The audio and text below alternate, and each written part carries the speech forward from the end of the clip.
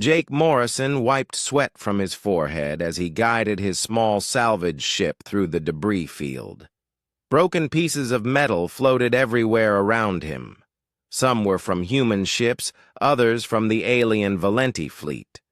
The battle had ended 3 days ago, but the wreckage would drift here for months. "See anything good out there?" Lisa Grant called from the pilot's seat. She was his partner in this salvage business. They had been working together for 2 years now. Jake looked through his scanner again. Most of the valuable parts had already been taken by the big salvage companies. They always got to the good stuff first. Jake and Lisa were left with the scraps, but scraps still paid the bills. "Nothing yet," Jake said.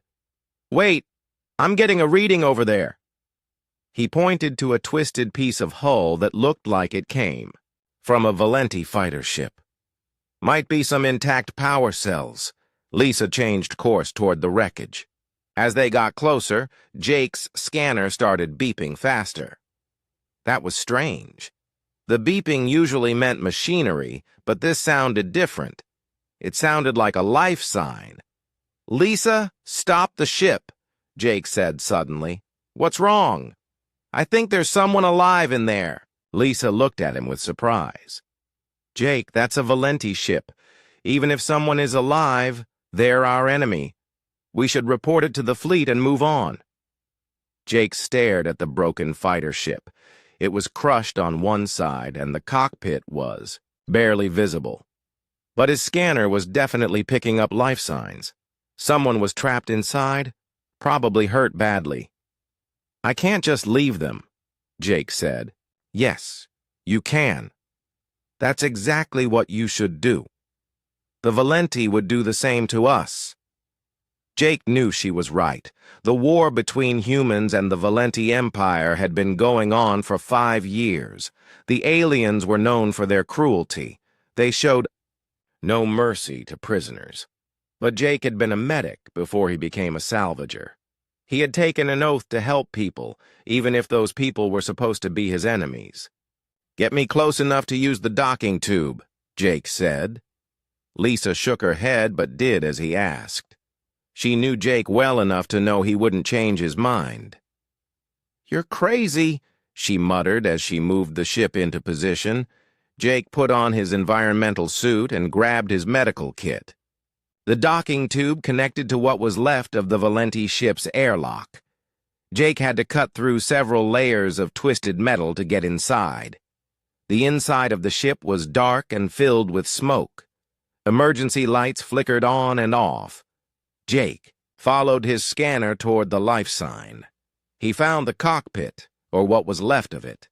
A figure was slumped in the pilot's seat, trapped under a piece of the ceiling that had fallen down. The figure was definitely Valenti. Jake could tell by the strange armor they wore. It was black and silver, and it seemed to be partly machine and partly clothing. But something was wrong with it. Parts of the armor had melted and fused to the pilot's body. She was stuck. Jake realized the pilot was female when he heard her breathing.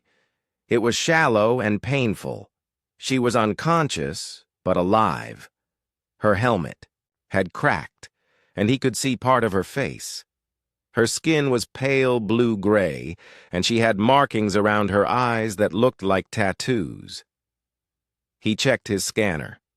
She was losing blood and had several broken bones. The melted armor was pressing against her chest, making it hard for her to breathe. If he didn't help her soon, she would die. Jake started working carefully. He used his cutting tools to remove the metal beam that had fallen on her. Then he began the slow process of cutting away the damaged armor. He had to be very careful. One wrong move could hurt her more or even kill her. As he worked, the Valenti pilot stirred. Her eyes opened and she looked at him with confusion. Jake expected her to try to fight him or call for help. Instead, she just watched him work. Her eyes were yellow with black centers, very different from human eyes. "Easy," Jake said softly. even though he knew she probably couldn't understand him. "I'm trying to help you." The armor was harder to remove than Jake expected. It wasn't just clothing. It was connected to her body in several places, like it was part of her. He had to cut very slowly and carefully around these connections. Each time he had to cut near her skin, he would pause and look at her face to make sure she wasn't in pain. This surprised the Valenti pilot. Jake could see it in her eyes. She seemed confused by his gentle approach. Maybe the Valenti were used to rough treatment, even from their own people. It took Jake almost an hour to free her from the damaged armor. When he finally got the last piece off, he could see the full extent of her injuries. She had scars all over her body, some old and some new. The new ones were from the battle, but the old ones told a different story. It looked like she had been hurt many times before. Jake treated her wounds as best he could with his medical supplies. He gave her something for the pain and wrapped her broken ribs. All the while, she watched him with those strange yellow eyes. She never tried to stop him or fight back. When Jake was finished, he carefully lifted her and carried her back to his ship. Lisa was waiting for him at the airlock. "Jake, what have you done?" she asked when she saw the Valenti pilot in his arms. "I saved her life," Jake said simply. "Now we need to get her to the medical bay." As they flew away from the wreckage, Jake looked back at the broken Valenti fighter. He wondered if he had just made the biggest mistake of his life, or if he had done something that might actually matter. Either way, there was no going back now. Kithara woke up slowly.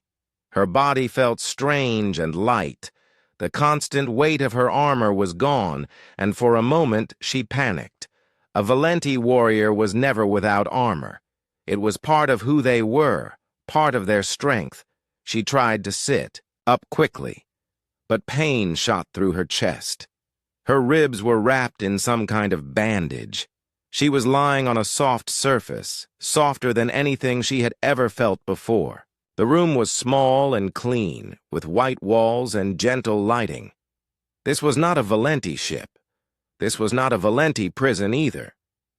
Kithara had seen those before, and they were dark, cold places where prisoners were kept in metal cages. This place was warm and comfortable. The door opened, and the human male who had freed her from the wreckage walked in.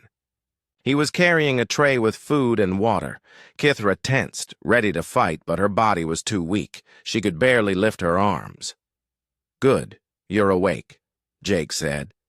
He set the tray down on a small table next to the bed. "How do you feel?" Kithara stared at him. She understood some human language from her military training, but his voice was gentle, not threatening. This confused her. She had been taught that humans were savage creatures who enjoyed causing pain. But this human had spent hours carefully removing her armor and treating her wounds. "Water?" Jake asked, holding up a cup. Kithara was very thirsty, but she didn't trust him. This had to be some kind of trap. Maybe the humans had new ways of getting information from prisoners. Maybe they drugged their captives to make them talk. Jake seemed to understand her suspicion. He took a sip of the water himself, then offered it to her again. "It's just water," he said. "No drugs, no poison." Kithara's thirst won out over her caution. She took the cup with shaking hands and drank. The water was cool and clean, better than anything she had tasted in months. On Valenti ships, warriors got recycled water that often tasted like metal. "Are you hungry?" Jake asked, pointing to the food on the tray. The food looked strange to Kithara. It wasn't the processed nutrient blocks that Valenti warriors ate. This looked like it had actual flavors and textures. Her stomach growled loudly, betraying her hunger. Jake smiled and pushed the tray closer to her. Go ahead. You need to eat, to get your strength back. Kithara ate slowly, waiting for the food to make her sick or to drug her into unconsciousness. But nothing happened. The food actually tasted good. It had been so long since she had eaten anything that wasn't just about survival. My name is Jake, the human said while she ate. What's your name?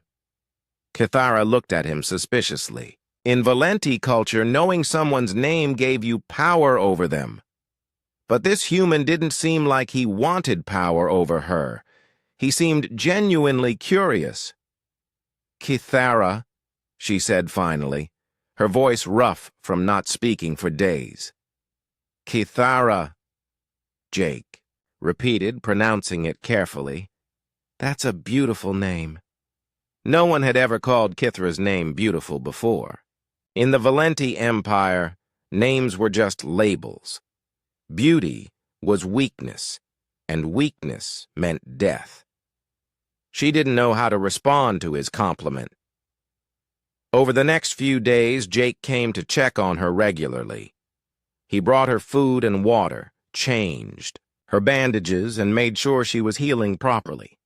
Each time he was gentle and careful.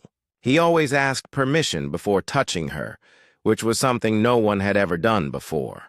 On the third day, Kithara was strong enough to walk around the small medical bay.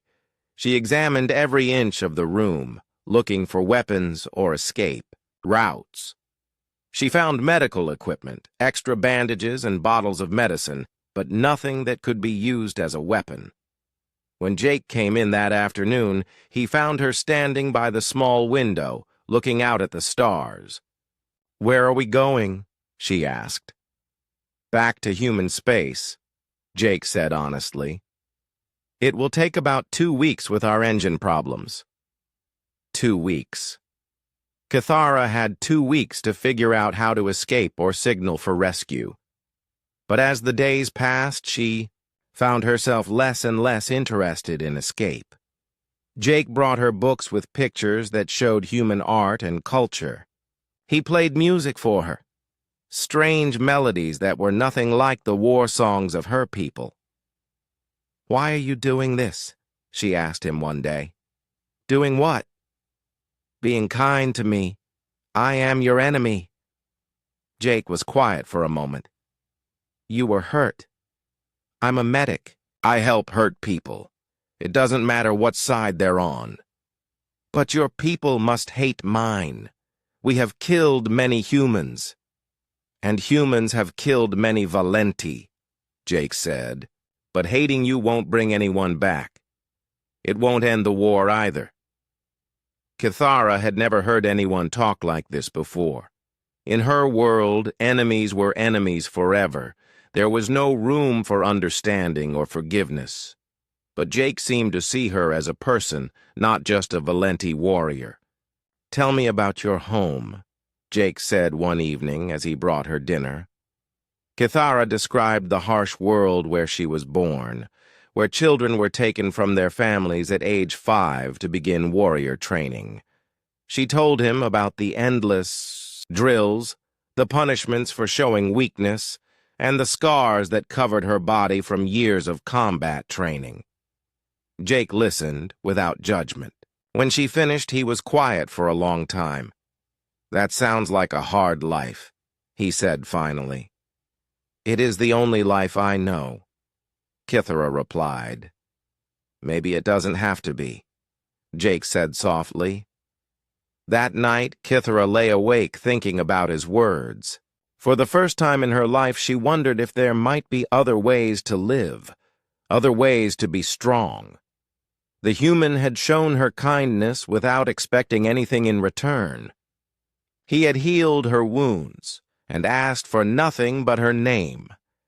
She touched the bandages on her ribs, remembering how carefully he had wrapped them. No one had ever undressed her gently before. In her world, armor was removed roughly, quickly, without care for the person inside. But Jake had treated her like she was valuable, like she mattered. As the ship continued through space toward human territory, Kithara found herself hoping the journey would take longer than 2 weeks. She wasn't ready.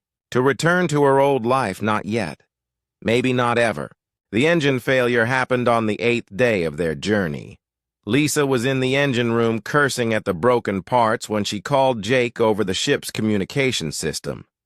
"Jake, we've got a problem. The main drive is completely dead. We're stuck drifting until I can fix it." Jake looked at Kithara, who was sitting across from him in the small common area. She had been learning to play a human card game, something that would have been considered frivolous and weak in Valenti culture, but she seemed to enjoy it. "How long will it take to fix?" Jake asked into his communicator. "Could be days. Could be weeks. I need to fabricate some new parts, and that takes time." Kithara set down her cards. "This is not an accident," she said quietly. "What do you mean?" "Your ship was working fine. Now it breaks when we are halfway to human space. Either your people or mine have found us."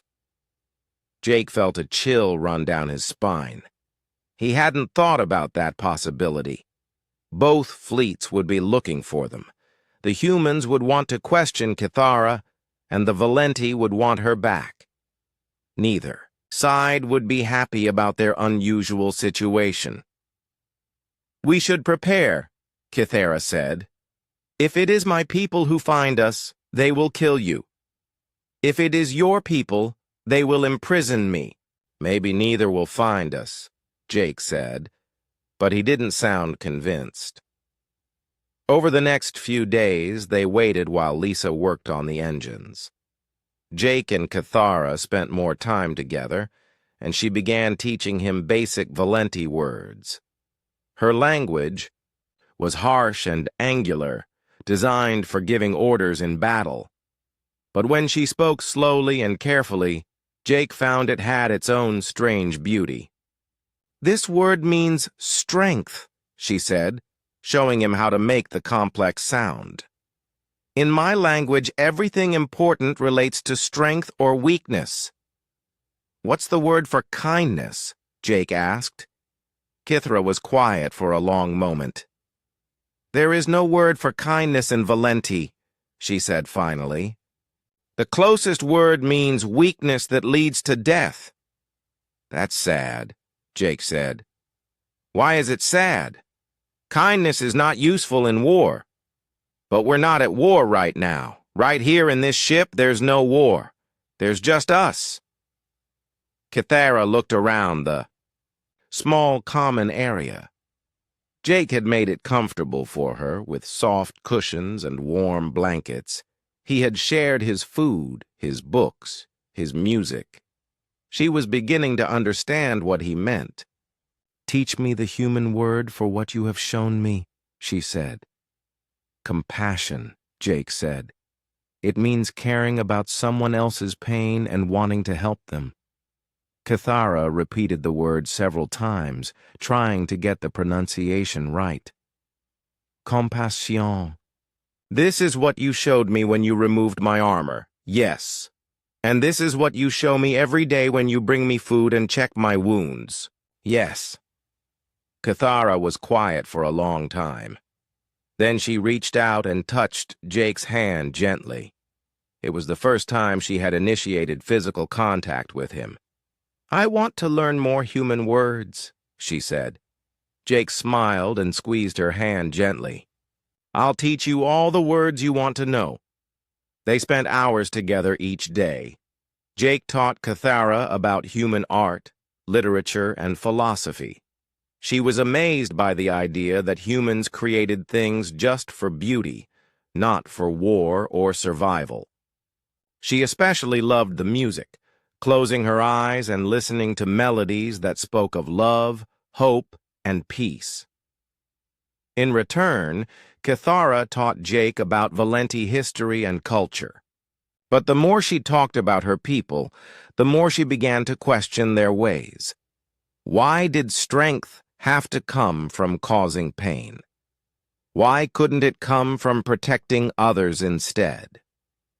In human stories, she said one evening, the heroes save people. In Valenti stories, the heroes conquer people. Which is better? What do you think? Jake asked. I think saving is harder than conquering. It requires more strength to heal than to destroy. Jake smiled. I think you're right. On the 10th day of their engine problems, the ship's sensors detected another vessel approaching. Lisa came running to the common area, her face pale with worry. We've got company, she said. And it's a big ship. Military. Jake and Cathara looked at each other. This was what they had been afraid of. Can you tell if it's human or Valenti? Jake asked. Lisa checked her instruments. It's both. There are two ships, a human cruiser and a Valenti warship. They're flying in formation. That's impossible, Cathara said. Human and Valenti ships do not work together. But as the ships got closer, it became clear that Lisa was right. The two vessels were flying side by side, neither attacking the other. Jake's communication system started receiving signals from both ships. This is Commander Alex Kane of the human fleet, came the first voice. Salvage vessel, please respond. Then, another voice, speaking in Valenti. This is Battle Leader Thex Vor. Return our warrior immediately. Jake looked at Cathara. What do we do? Cathara stood up slowly. She had been thinking about this moment for days. We tell them the truth, she said. We tell them what we have learned. They won't believe us. Maybe not. But we have to try. If there is a chance for peace, even a small one, we must take it. Jake nodded. He activated the communication system and sent a message to both ships. This is Jake Morrison. I have Valenti warrior Cathara aboard my ship. She is injured but alive. I request permission to speak with both commanders before any action is taken. There was a long silence. Then Commander Kane's voice came back. Permission granted. Prepare to be boarded. The Valenti response was shorter. The warrior will be returned. The humans will be destroyed. Cathara touched Jake's shoulder. I will not let them hurt you, she said quietly. You saved my life. Now I will save yours. As the boarding shuttles approached their small ship, Jake and Cathara stood together. Whatever happened next, they would face it together. The war between their peoples had brought them together, but what they had learned from each other might be the key to ending that war, or it might get them both killed. But some risks were worth taking. The space station was neutral territory, a place where both humans and Valenti could meet without starting another battle. Jake had never seen anything like it. Half the station was built in human style, with curved walls and warm lighting. The other half was Valenti design, all sharp angles and cold metal. Jake sat in the human section's conference room with Commander Kane and 3 other officers. Through the thick window, he could see the Valenti section across a wide gap. Somewhere, over there, Cathara was facing her own people. Let me understand this correctly, Commander Kane said, looking at his report. You rescued an enemy combatant, brought her aboard your ship, and spent 2 weeks becoming friends with her. Yes, sir. And now you believe this friendship can somehow end a 5-year war. Jake knew how it sounded. He knew these officers thought he was naive or crazy, maybe both. I believe understanding can end wars better than fighting. One of the other officers, a woman named Colonel Peters, shook her head. The Valenti don't understand anything except strength. They've proven that over and over. Cathara is different, Jake said. She's learned. She's changed.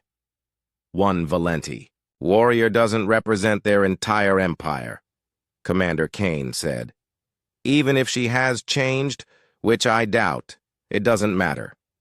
Her leaders will never change. How do you know if you don't try? The room fell silent. Jake could see the doubt in their faces. These were military people who had been fighting the Valenti for years. They had lost friends and family to this war. The idea of peace seemed impossible to them. Across the gap in the Valenti section, Cathara knelt before 3 members of the Warrior Council. Battle leader Thex Vor stood over her, his armor gleaming black in the harsh lights. He was her former commander, the one who had trained her to kill without mercy. "You have brought shame to your warrior line," Thex Vor said in the Valenti language. "You were captured by humans and allowed them to corrupt your mind." "I was rescued by a human," Cathara replied, keeping her voice steady.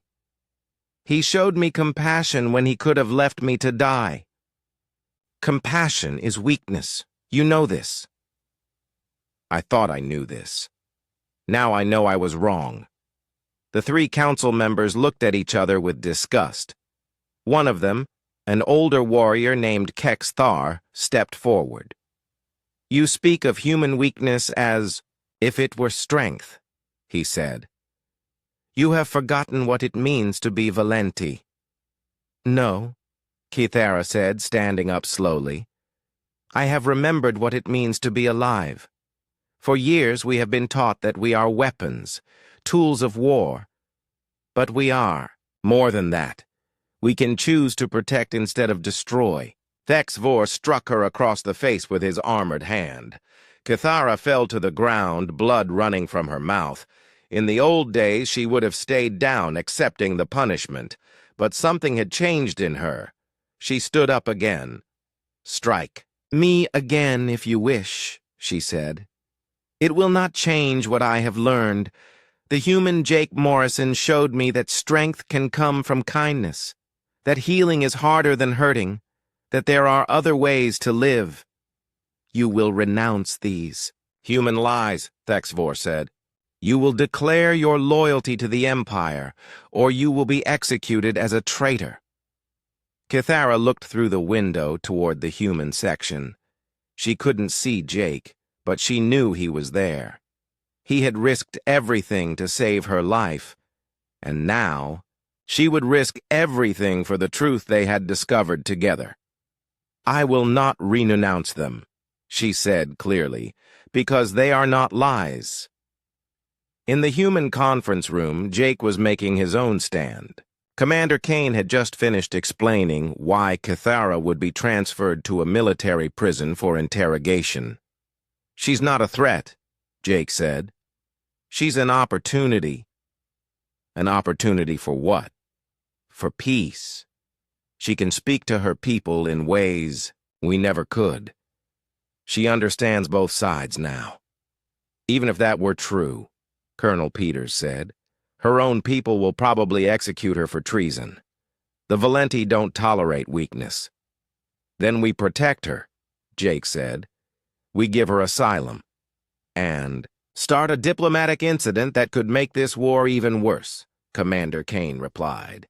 "I'm sorry, Jake, but we can't risk it." Jake stood up suddenly. "You want to know what's risky? Continuing this war for another 5 years?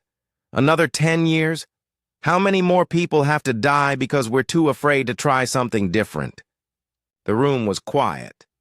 Jake could see that his words had affected them, but he could also see their fear. They were soldiers, trained to fight. Peace was harder to imagine than war. "Give me 5 minutes with their council," Jake said. "Let me talk to them directly." "Absolutely not," Commander Kane said. "You're a civilian. You have no authority to negotiate." "I'm not talking about negotiation. I'm talking about truth." Colonel Peters looked interested. "What kind of truth?" "The truth about what happened between Cathara and me. The truth about what we learned from each other. Maybe it won't change anything, but maybe it will." Commander Kane considered this. Jake could see him weighing the risks against the possibilities. Finally, he nodded. 5 minutes, he said. But you'll be under heavy guard.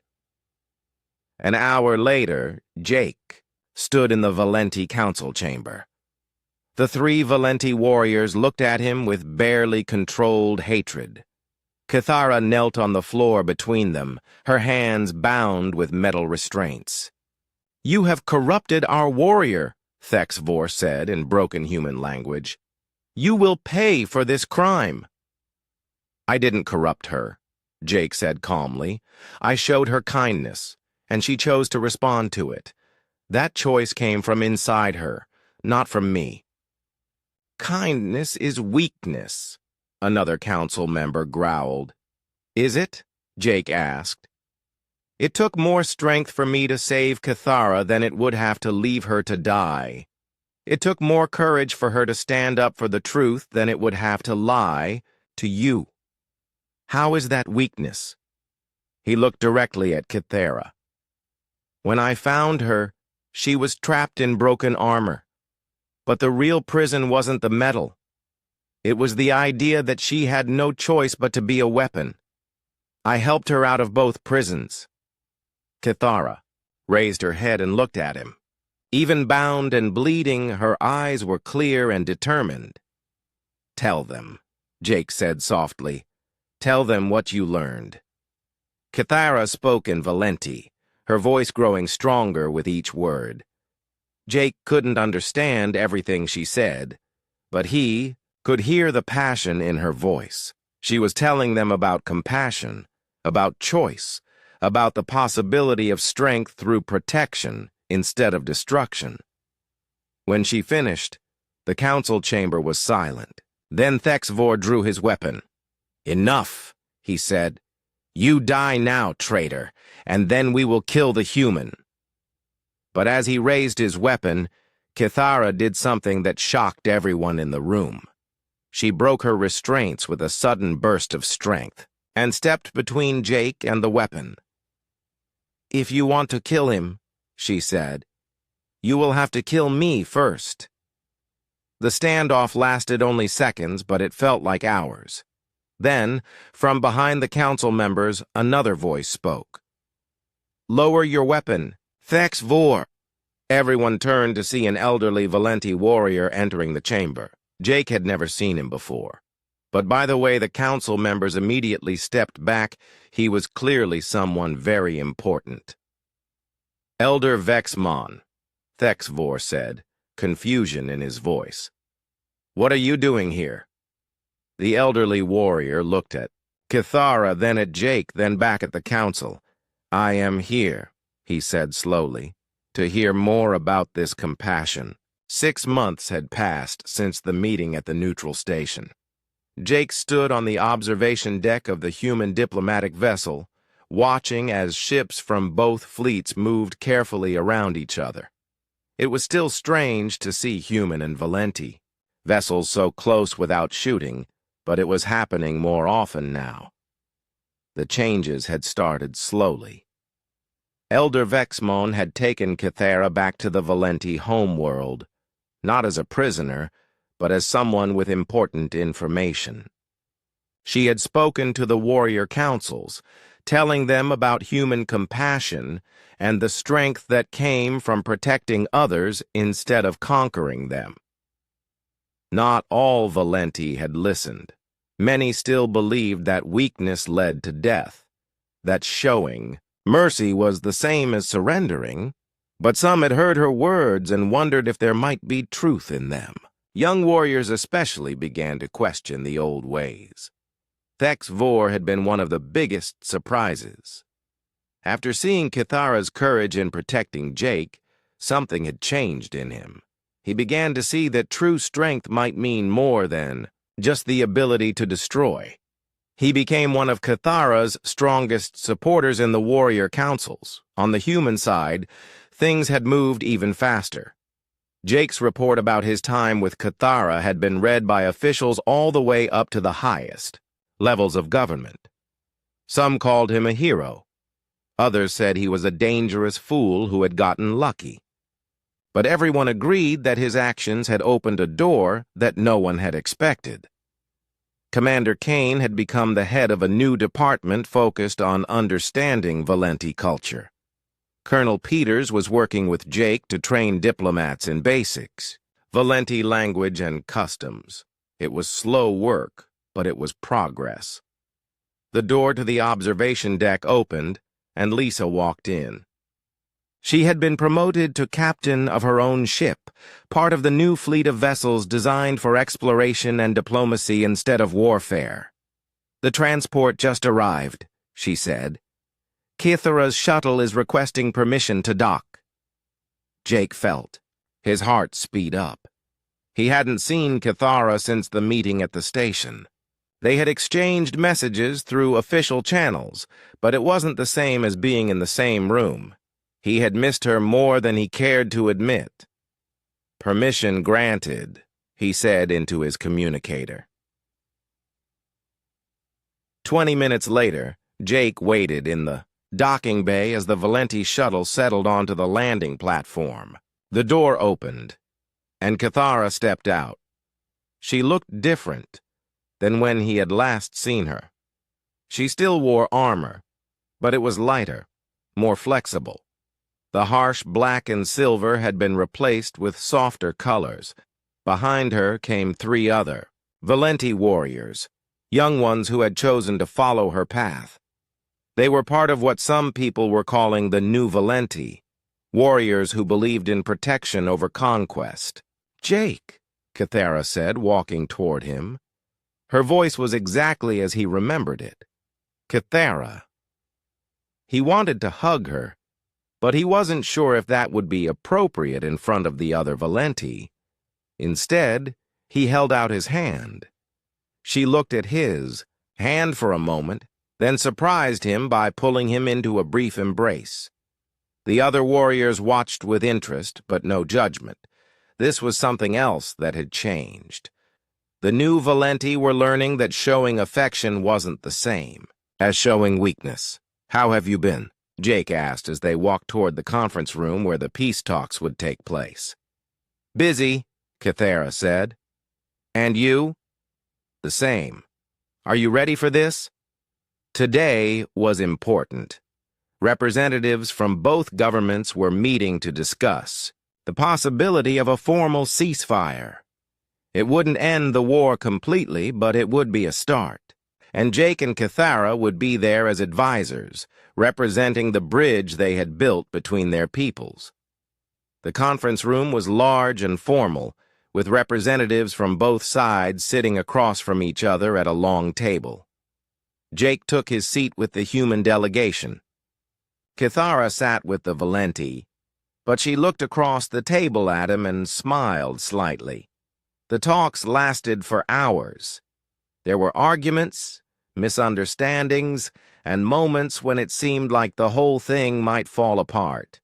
But every time tensions got too high, Jake or Kithara would speak up, sharing their experience and reminding everyone why they were there. "The war started because we didn't understand each other," Jake said during one difficult moment. "We saw differences and assumed they meant we had to be enemies. But difference doesn't have to mean conflict. It can mean growth." Kithara nodded. "My people have always believed that strength comes from defeating others. But Jake taught me that true strength comes from lifting others up. When we help instead of hurt, we become stronger, not weaker." By the end of the day, they had an agreement. It was small, limited to certain border systems, but it was real. For the first time in 5 years, there would be areas where humans and Valenti could meet without fighting. That evening, Jake and Kithara walked through the ship's garden, a quiet space filled with plants from dozens of different worlds. They moved slowly, enjoying the peace after the long day of negotiations. "Do you think it will work?" Jake asked. "The ceasefire, I mean." "I think it is a beginning," Kithara said.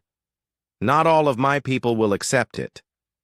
Not all of yours will either, but beginnings are important. They stopped by a window that looked out at the stars. Somewhere out there on both human and Valenti worlds, people were learning that their enemies might not be so different from themselves. "I have something for you," Kythera said.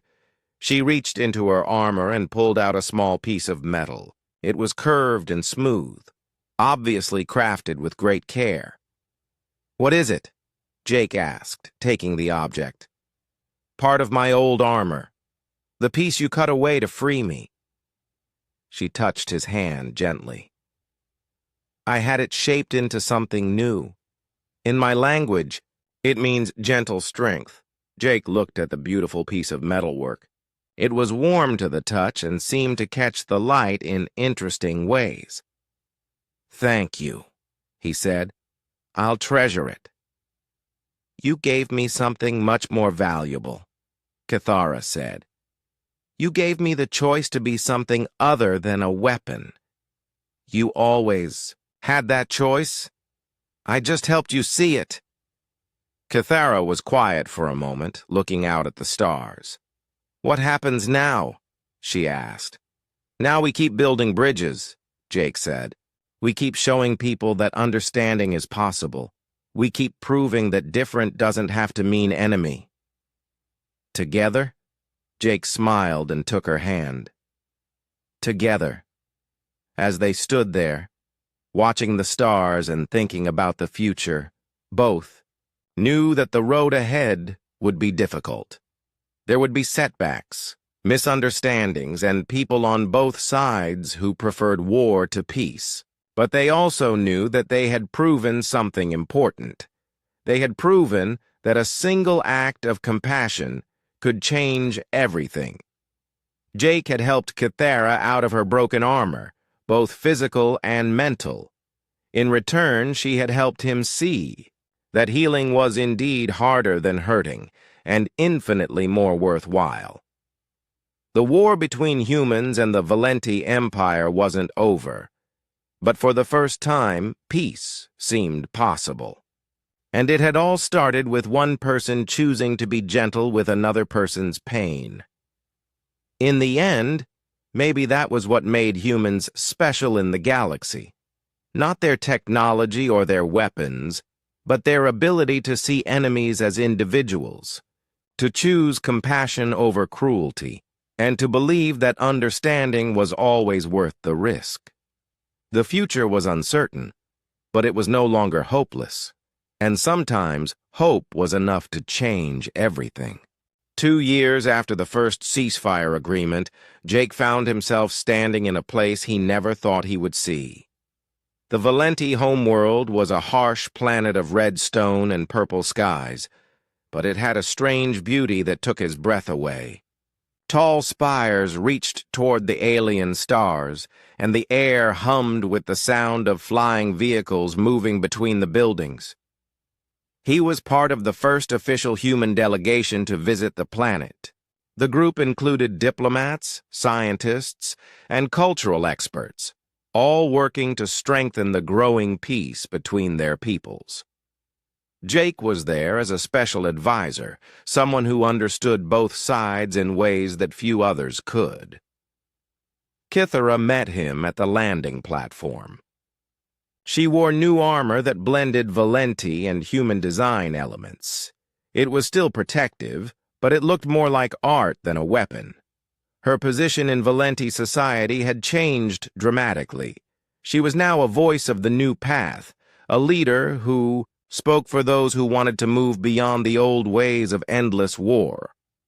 "Welcome to Valenti Prime," she said, using the formal greeting required for official visits. But her eyes were warm, and Jake could see the smile she was hiding. "Thank you for having us," Jake replied, equally formal. They had learned to be careful about showing their friendship too openly. Some Valenti still saw any sign of human influence as weakness, and some humans still didn't trust any alien, even reformed ones. The delegation was taken to the council chambers, a massive building that had been the center of Valenti military power for thousands of years. The walls were covered with carvings showing great battles and conquered worlds. But newer carvings had been added recently, showing scenes of cooperation and protection instead of domination. Elder Vexmon greeted the human delegation with the traditional Valenti gesture of respect. He was older now, and his movements were slower, but his mind was still sharp. He had become the strongest supporter of the peace process among the old guard Valenti leaders.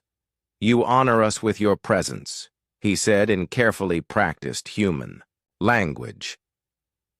"We hope this visit will bring greater understanding between our peoples." The formal ceremonies took most of the day. There were speeches, gift exchanges, and tours of important cultural sites. Jake found it all interesting, but he was looking forward to the evening when he and Cathara could talk privately. That evening, she took him to a place called the Garden of Memory. It was built on a hilltop overlooking the capital city, and it was filled with plants from worlds throughout the Valenti Empire. But this wasn't a display of conquest. Each plant had been brought back by Valenti explorers who wanted to preserve and protect life, not destroy it. "This is what we could have been all along," Kithara said as they walked among the alien flowers and trees. "Explorers instead of conquerors. Protectors instead of destroyers." "How many Valenti think like that now?" Jake asked. "More every day. The young ones especially. They see what we accomplished with the peace talks, and they want to be part of building something instead of tearing it down." She paused by a tree with silver leaves that chimed softly in the breeze. "But change is slow. Some of the old warrior clans still resist." Jake had seen evidence of that resistance during the day's meetings. Several council members had been polite but cold, clearly unhappy about having humans on their homeworld. The Yaba ceasefire was holding, but it was still fragile. "What about Thex Vor?" Jake asked. "How is he doing with the new path?" Cathara smiled genuinely for the first time that day. "He has surprised everyone, including himself. He started a training program for young warriors, teaching them that protection requires more skill than destruction. His students are some of our best advocates for peace." They found a bench overlooking the city and sat down together. The alien stars were coming out, and the lights of the capital spread below them like a carpet of jewels.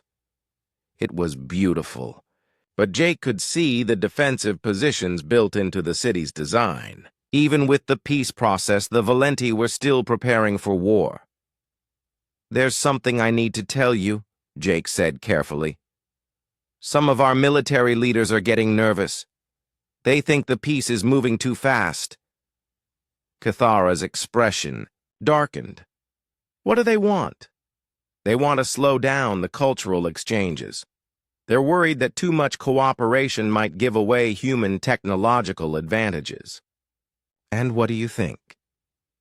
Jake was quiet for a moment. "I think fear is what started this war in the first place. If we let fear guide us now, we'll end up fighting again." "My people have the same fears," Cathara admitted. "Some council members think we are becoming too much like humans, that we are losing what makes us Valenti." "Are we? Losing what makes us who we are?" Cathara considered this seriously. "I think we are becoming better versions of who we always could have been.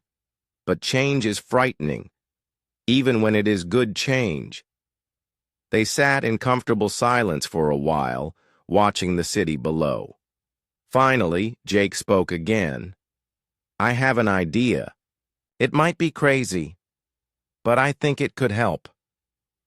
"Tell me. What if we created a joint colony? A place where humans and Valenti could live and work together. Not just diplomats and officials, but families. People who want to build something new." Kithara turned to look at him with surprise. "That would be incredibly difficult. The logistics alone But think about what it could prove. That our peoples can not just coexist, but thrive together. That cooperation makes us stronger, not weaker. Where would this colony be? I found a planet during my salvage days. It's in neutral space, unclaimed by either empire. Good resources, suitable climate for both species. I've been thinking about it for months. Kythera was quiet for a long time, thinking. Jake could see her mind working through the possibilities and problems. Finally, she nodded slowly. It could work, but we would need support from both governments, and volunteers willing to take the risk. I know people who would be interested. Lisa, for one. Some of the other former salvagers who've worked with Valenti crews, and scientists who are excited about the possibility of joint research. I know Valenti who would join as well. Young warriors looking for a new purpose. Families who are tired of living in fear of the next battle. Jake felt excitement building in his chest. This could be the next step, the thing that moved their peoples beyond mere peace toward actual unity. We would have to be careful how we present it, Kythera continued. Some will see it as dangerous mixing of cultures. Others will see it as weakness. Or they might see it as the future, Jake said.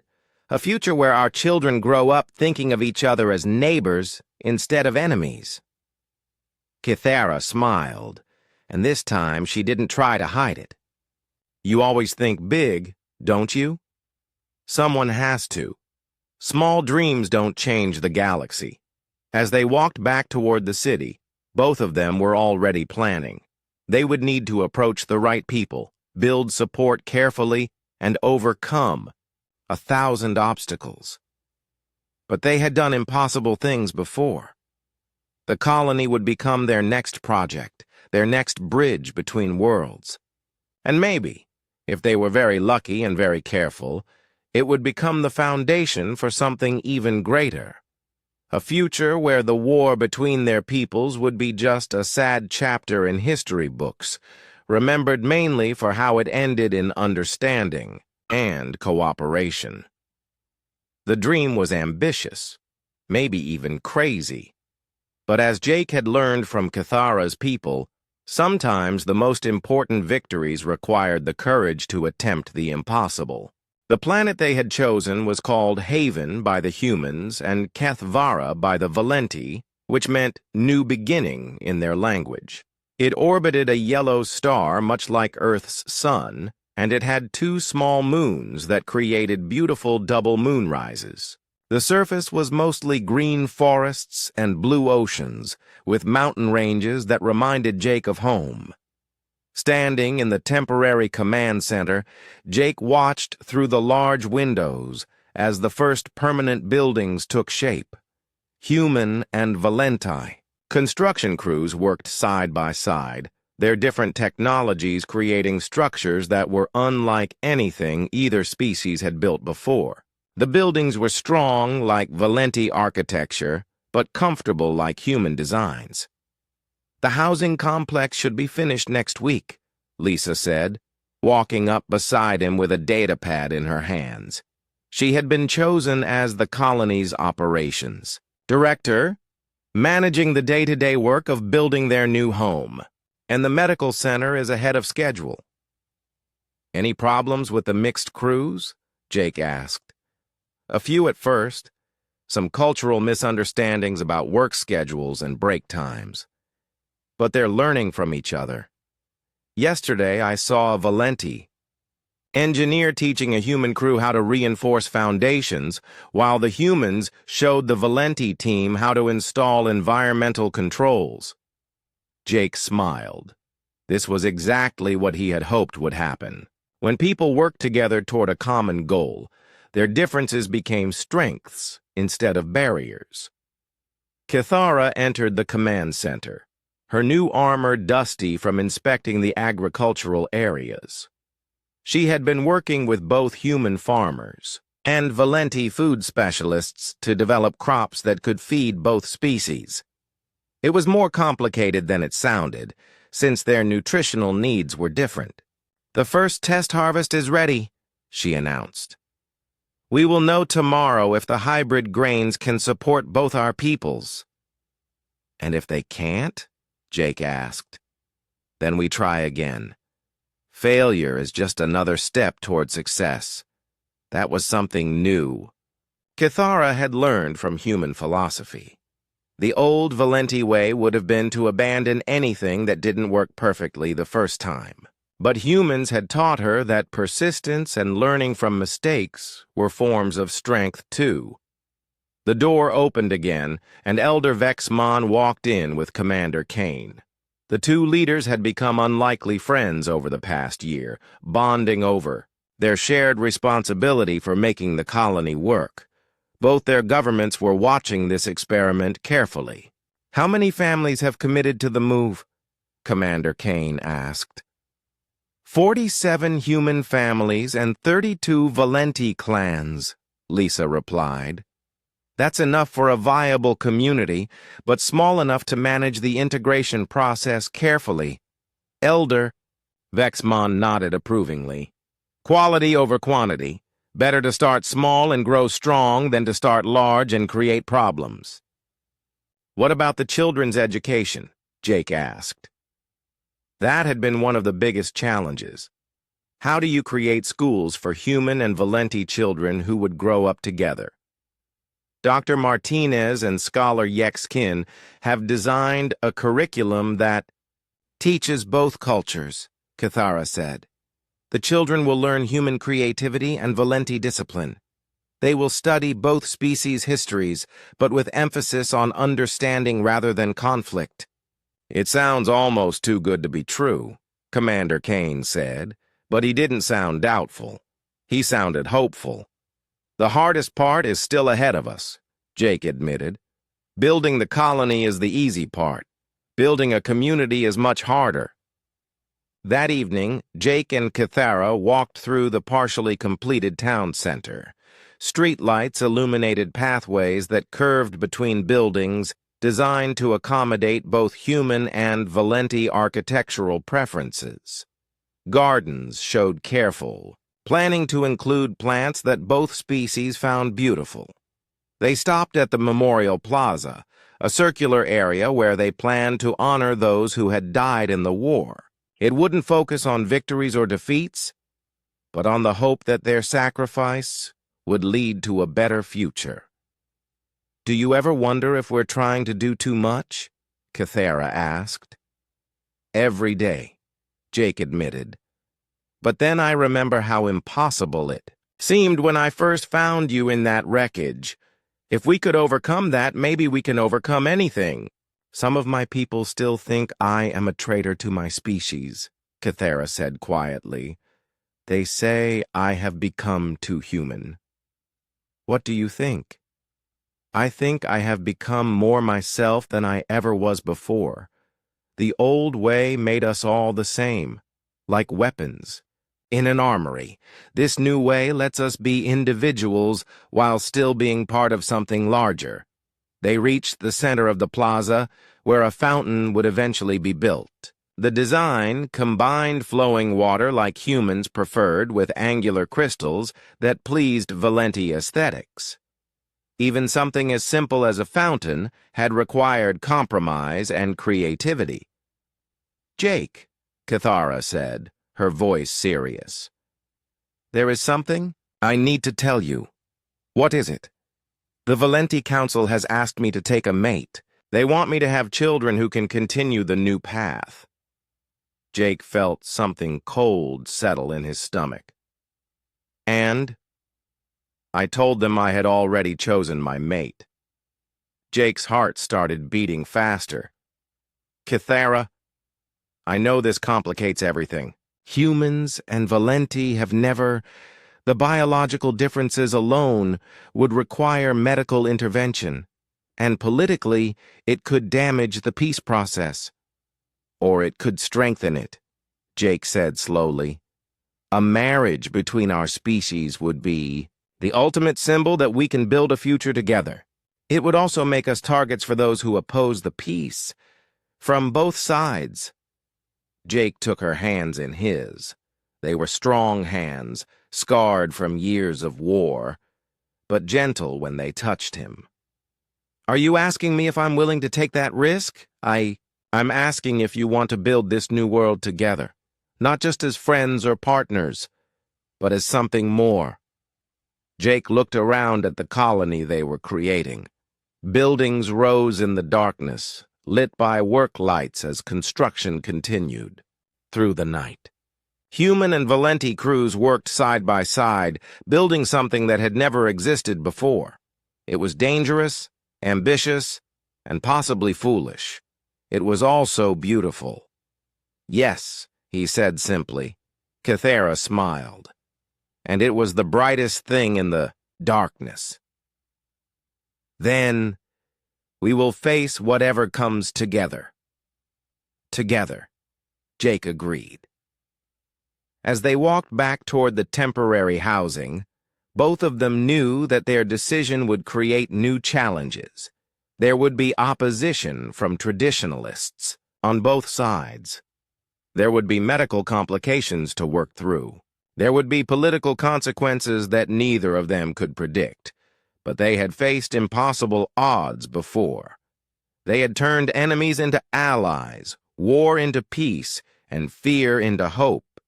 If they could do all that, maybe they could also prove that love could bridge any gap between peoples. The colony of Haven was being built with metal and stone and technology, but its real foundation was being built with something much more powerful.